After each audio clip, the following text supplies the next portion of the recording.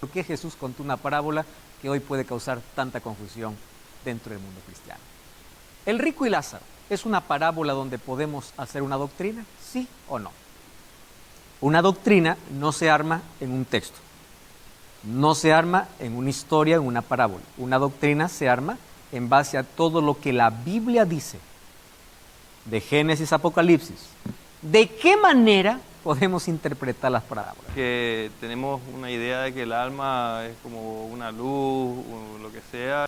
Para mí el alma era como yo mismo y el cuerpo era como el vehículo, digamos. Básicamente siempre hemos tenido en la mente el cuerpo es terrenal y el alma se va al cielo. La creencia popular es que cuando uno muere, esta no es bíblica, sale el alma.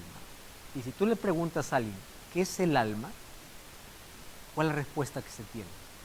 Alma es algo que no tiene cuerpo. ¿Es así o no? Claro, sí.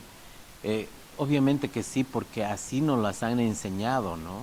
Esa es la concepción que tenemos de manera general. Claro, mi creencia siempre, desde chico inclusive, fue como un fantasma, una tela cubierta, lo que da la imaginación, ¿verdad? Y no lo que realmente es. Entonces, si es que es algo que no tiene cuerpo, no tiene lengua, no tiene dedos, no tiene boca, porque eso tiene ¿qué cosa? El cuerpo. Y nadie puede negar pues que el cuerpo está en la sepultura. Tú vas, abres un cajón de 10, 15, 20 años, está ahí en descomposición, el esqueleto está. Entonces, si una persona no va al cielo para que reciba su recompensa con cuerpo y solamente ve el alma, aquí tiene un serio problema. ¿Por qué razón? Porque estos que están conversando, uno en el paraíso y el otro en el tormento, ¿qué cosa le dice? Manda que moje su dedo. ¿Qué alma tiene dedo? Y que lo coloque en mi lengua. O sea, ¿de qué está hablando? ¿Se dan cuenta que hay una tremenda contradicción? Si es que realmente hay un alma que sale del cuerpo y ese es el diálogo entre el rico y Lázaro, o sea, son almas encarnadas. Y si es alma encarnada, estamos hablando de un ser vivo. Esta es una parábola. No puede leerse de manera literal. Y de paso, porque la Biblia habla que alma no es algo que sale. El ser humano no tiene un alma, el ser humano es un alma. Y cuando Cristo va a llevar a sus hijos al cielo, no va a llevar por partes, nos va a llevar completos. A Enoc se lo llevó completo, a Elías se lo llevó completo, a Moisés se lo llevó completo. Jesús nos lleva por pedazos, por partes. Va a él ser completo. Entonces, si esta parábola es, vamos a imaginar que esto es literal, quiere decir que si lo que subieron fueron sus almas y en la creencia popular dice que almas es algo desencarnado, ¿por qué aquí tiene ojos, tienen voz, tienen boca, tienen nariz, tienen dedos? ¿Por qué? Porque no es literal, es una parábola. Y las parábolas tienen que leerse como tal. ¿Cuáles son las lecciones que Jesús quiso enseñar?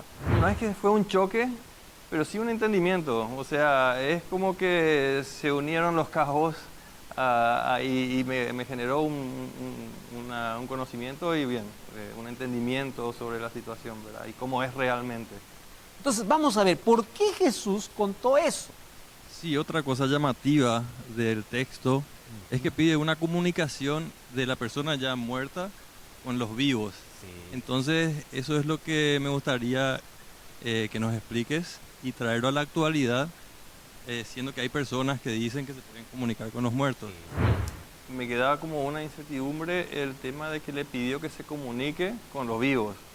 Entonces, ese era el cuestionamiento que tenía, si realmente puede haber una comunicación entre los que ya murieron con los vivos, más aún tratándose de la vida actual, que muchas personas, o medium, o como quieran llamarlo, lo dicen que se pueden comunicar con los muertos, ¿verdad? Entonces, por ahí venía mi consulta. El mayor peligro que hoy la gente lo ve con tanta bondad se llama espiritismo, la comunicación con los muertos. Yo vi, yo sentí, yo lo escuché, yo lo viví. Y es verdad. Inclusive en la Biblia nosotros ya tenemos una noción. Cuando Samuel murió, Saúl quiso hablar con Samuel, pero no fue a Dios, fue a una pitonisa, a una bruja. y sabemos que ninguno de ellos tiene comunicación con Dios. Entonces, si no viene de Dios, ya sabemos de qué poder viene. Dice que él habló. ¿Con qué habló? ¿Con quién habló? No fue con Samuel. Con quien habló fue con un demonio. Demonios se disfrazan para poder hablar. Pero ahí está la curiosidad incluso en la parábola. Manda que alguien se levante de los muertos para que pueda hablar a mi familia. ¿Cuáles son las lecciones que nosotros entendemos por la parábola que Jesús contó? ¿A quién representaba el mendigo con llagas, con hambre y era tratado como perro? Gentiles, aquellos que no formaban parte. Esta parábola Jesús lo está hablando para los líderes, para los judíos. Ustedes son aquel rico. Yo les voy a decir que esos mendigos que ustedes desprecian, un día van a entrar en el cielo porque ellos aceptan a Jesús y ustedes, teniendo las escrituras, rechazan al Mesías. Las cosas se van a invertir. Eso era la lección detrás de eso. No es que existe recompensa inmediata cuando uno muere. Los judíos estaban sentados en la mesa como ricos hijos de Dios. Los gentiles eran considerados mendigos y perros, apenas querían las migajas porque ellos se sentían como indignos. Y Jesús anuncia en la parábola que las cosas serían invertidas. ¿Por qué? Porque el pueblo que tuvo tanta luz y tanto privilegio rechazó al Mesías.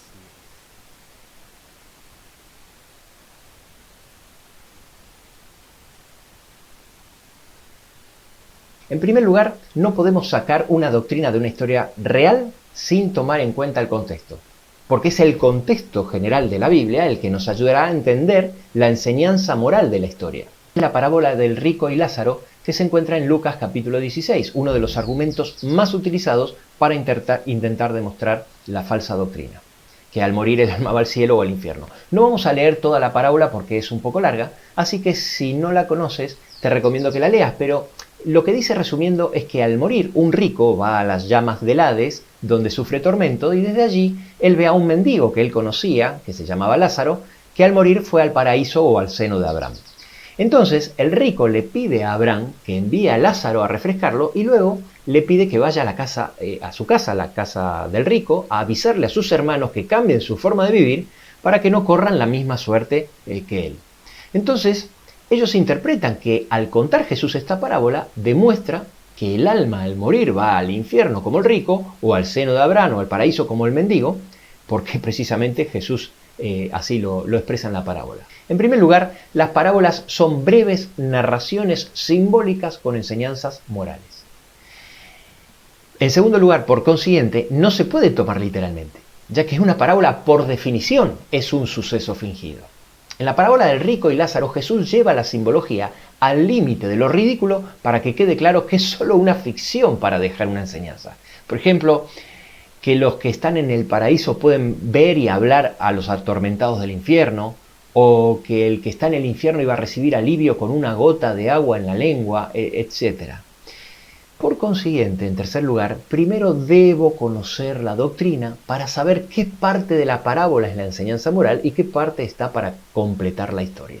Esto lo explicó perfectamente Jesús en Lucas capítulo 8:10, diciendo que los que no conocen los misterios del reino de Dios oyen las parábolas, pero no las entienden. Conclusión.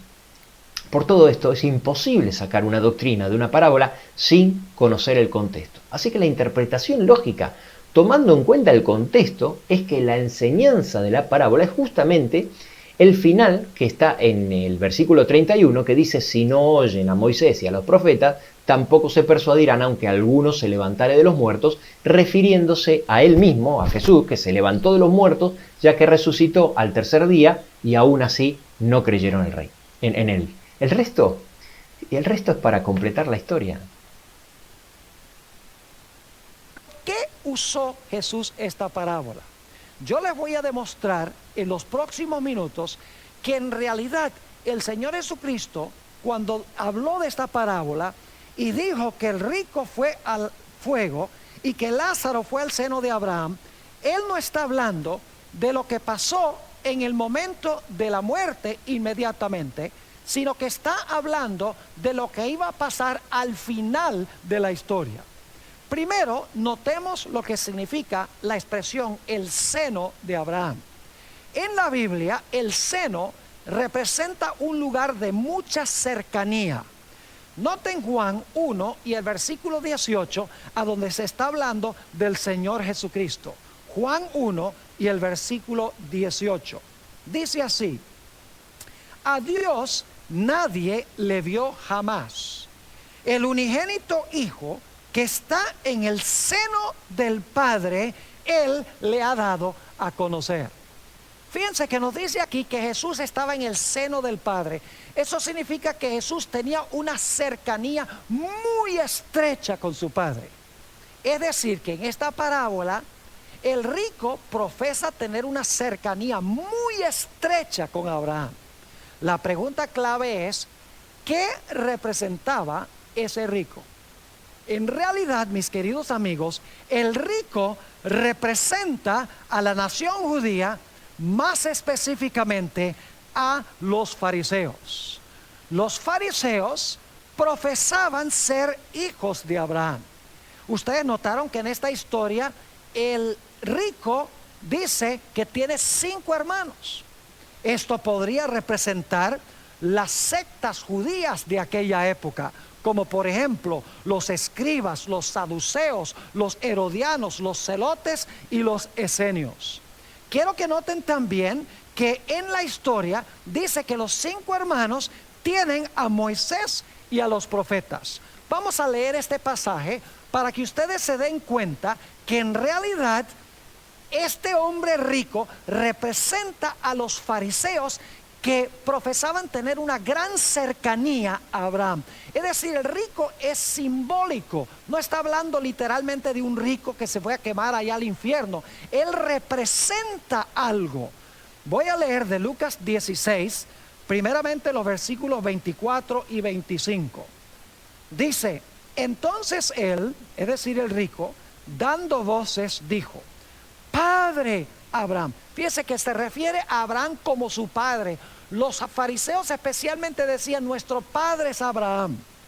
Sigue diciendo: ten misericordia de mí y envía a Lázaro para que moje la punta de su dedo en agua y refresque mi lengua, porque estoy atormentado en esta llama. Pero Abraham le dijo: hijo. Fíjense que esta es una relación de padre a hijo. Abraham se refiere al rico como hijo y el rico se refiere a Abraham como padre.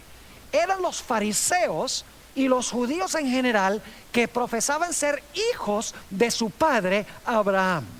Notemos el versículo 25 nuevamente.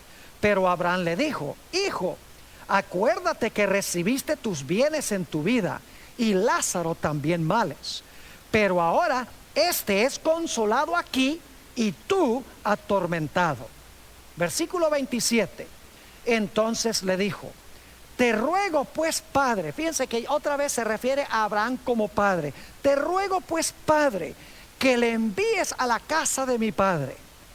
Y Abraham le dijo, versículo 29, y Abraham le dijo: a Moisés y a los profetas tienen. Óiganlos. Yo pregunto, ¿quiénes eran los que tenían a Moisés y a los profetas? Ustedes saben que los judíos tenían a Moisés y a los profetas. Pueden leerlo en Juan 5 y el versículo 39 y 40 y también el versículo 45 y 46. Es decir, que este rico representa a la nación judía y especialmente representa a los fariseos. Nuevamente el versículo 29. Y Abraham le dijo: a Moisés y a los profetas tienen, óiganlos. Y ahora viene un versículo muy importante. Él entonces dijo: no, padre Abraham. Fíjese que otras llama a Abraham padre. Él entonces dijo: no, padre Abraham, pero si alguno fuere a ellos de entre los muertos, se arrepentirán. Ahora, este punto ha sido pasado por alto por casi todos los expositores que yo he leído sobre esta parábola. Este rico, según hemos leído, creía en la inmortalidad del alma. Porque según dice esto, él creía que alguien podía ir a la casa de su padre a hablar con sus hermanos de entre los muertos. No resucitados, sino de entre los muertos. Dice que manda de entre los muertos a mis 5 hermanos para que ellos no vengan a este lugar de tormento. Y sabemos muy bien que los fariseos eran los que creían en la inmortalidad del alma. Noten también Juan 8 y el versículo 39. Otra vez la idea de que Abraham es el padre y los judíos se consideraban hijos. Dice, respondieron y le dijeron, están hablando los judíos a Jesús, nuestro padre es Abraham. Jesús les dijo, si fueseis hijos de Abraham, las obras de Abraham haríais. Fíjense que el rico, repito y recalco nuevamente, creía en la inmortalidad del alma, porque él está diciendo, por favor, Abraham, envía a Lázaro de entre los muertos para darle una advertencia a mis hermanos. Ahora, lo que quiero que ustedes noten es que Jesús no creía que un muerto podía ir a comunicarse con los vivos, porque eso estaba terminantemente prohibido por Dios. Jesús no creía en que un muerto podía ir a hablar con los hermanos, sino Jesús apuntó hacia la resurrección de los muertos. Y ustedes dicen, ¿a dónde está eso? Lucas 16 y el versículo 31. Noten la respuesta de Abraham a este hombre rico, cuando el rico le dijo, manda a Lázaro para que le advierta a mis hermanos, que él vaya de entre los muertos. Abraham y Jesús creían no en la inmortalidad del alma, sino que creían en la resurrección de los muertos. Noten lo que dice en el versículo 31. Mas Abraham le dijo, si no oyen a Moisés y a los profetas, tampoco se persuadirán, aunque alguno se levantare de los muertos. Ahora, es una distinción un poco pequeña, pero muy importante. El rico dice, manda a Lázaro de entre los muertos. Abraham dice, no. Dice, ellos no se persuadirán aunque uno se levante o resucite de los muertos. Es decir, que si Lázaro iba a advertirle a los hermanos, tenía que advertirle habiendo resucitado, no yendo de entre los muertos. Alguno dirá, bueno, pero ese asunto de levantare de los muertos, esa palabra levantare puede significar sencillamente que va de entre los muertos, pero no es así, porque esa palabra levantare se usa en el Nuevo Testamento para describir la resurrección, como por ejemplo en Lucas 24:46, a donde está hablando Jesús y dice, y les dijo, así está escrito y así fue necesario que el Cristo padeciese y resucitase de los muertos el tercer día. Esa es la mismita palabra, resucitase, es la misma palabra que se traduce levantare de los muertos. Y dicho sea de paso, está en el mismo evangelio según San Lucas. Es decir, el rico representa a la nación judía, específicamente a los fariseos. Ahora, ¿a quiénes representa Lázaro? Bueno, ustedes recuerdan que Lázaro está al pie de la mesa del rico, caen las migajas de pan de la mesa, el pobre Lázaro come las migajas y vienen los perros y lamben sus llagas. Vamos a Mateo, el capítulo 15 y el versículo 26 y 27. Mateo 15, 26 y 27. Quiero mostrarles que Lázaro representa en realidad a los gentiles.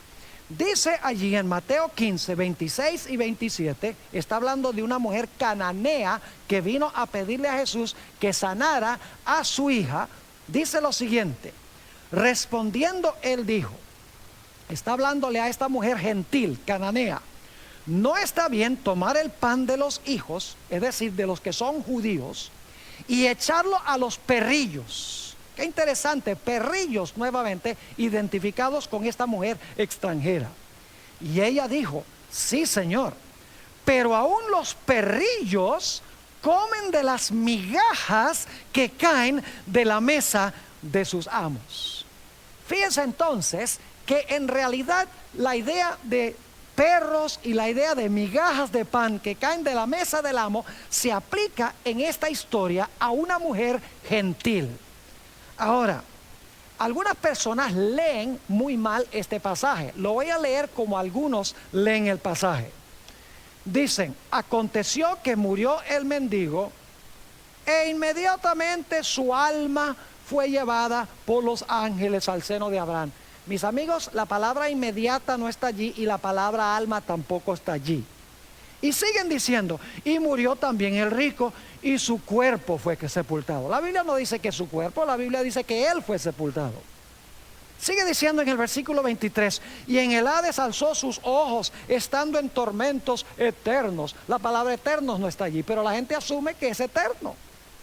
Y vio de lejos el alma de Abraham. La Biblia no dice que era el alma de Abraham, dice que era Abraham. Y al alma de Lázaro en su seno. No dice el alma de Lázaro, dice Lázaro. Entonces el alma dando voces, su alma dando voces, es decir, el alma del rico. No dice el alma, dice el rico. Dijo, Padre Abraham, ten misericordia de mi alma. Él no dice ten misericordia de mi alma, dice ten misericordia de mí. Y luego dice, y envía el alma de Lázaro para que moje la punta de su dedo. No, no dice que mande el alma de Lázaro, dice manda a Lázaro para que lo haga. Y podría seguir leyendo. La gente le agrega la palabra alma, le agrega la palabra eterno, le agregan toda clase de palabras a base de sus ideas preconcebidas. Ahora, necesitamos responder una pregunta muy importante. ¿Por qué Jesús empleó un nombre propio en esta parábola? Es verdad lo que dicen los eruditos. Las parábolas de Jesús, ninguna tiene un nombre propio. Esta es la única historia que tiene nombre propio. ¿Y por qué razón tenemos esta excepción a la regla? Oh, hay una razón muy importante. Resulta que en Lucas 16:31, vamos a leer de nuevo ese texto y vamos a notar algo muy interesante. Dice allí en Lucas 16:31, mas Abraham le dijo al rico, si no oyen a Moisés y a los profetas, tampoco se persuadirán, aunque alguno se levantare de los muertos. Es decir, que aunque alguien resucite de los muertos y vaya a ellos y les testifique, no lo van a creer. Ahora, ¿saben lo que es interesante? Poco después que Jesús relató esta parábola, resucitó un hombre de los muertos y su nombre era Lázaro. Noten lo que dice San Juan 11, 43 y 44. San Juan 11, 43 y 44.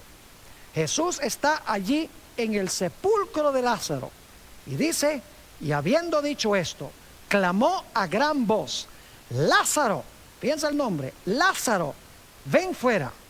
Y el que había muerto salió, atadas las manos y los pies con vendas, y el rostro envuelto en un sudario.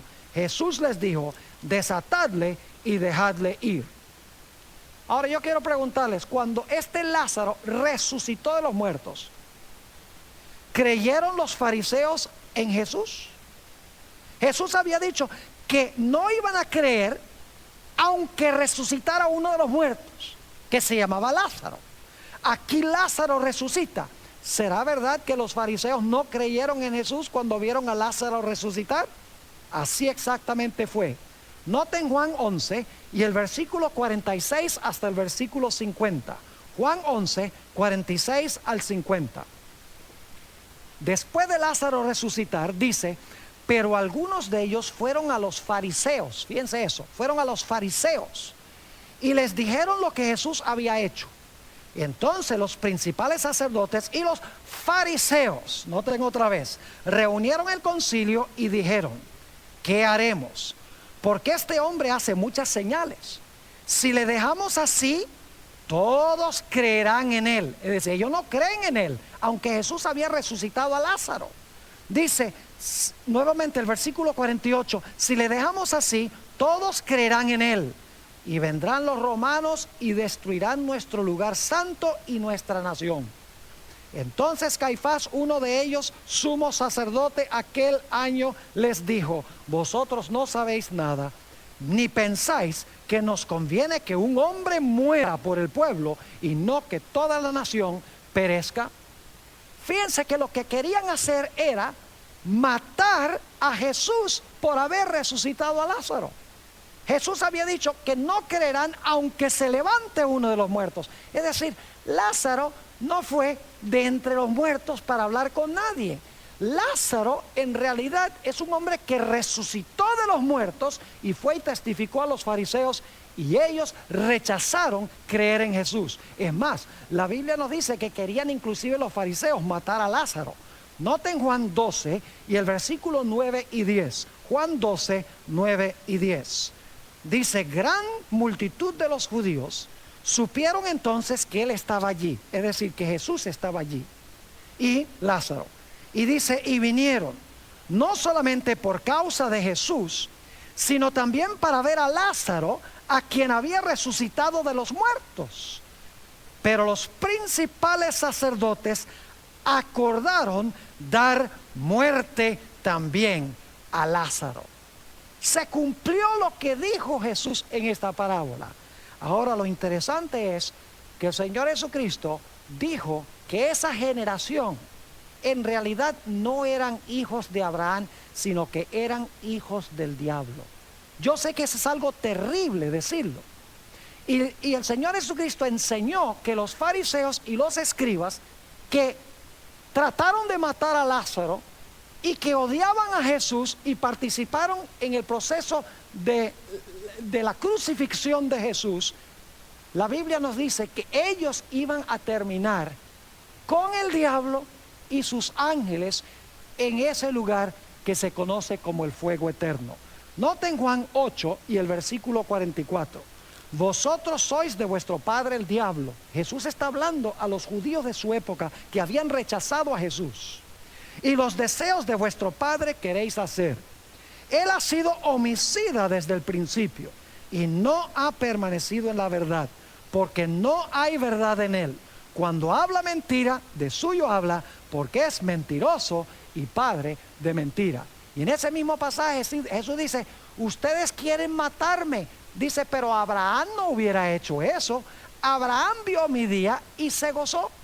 Es decir, Abraham me hubiera aceptado con los brazos abiertos, pero ustedes quieren matarme. Es decir, ustedes no son hijos de Abraham, ustedes son hijos del diablo.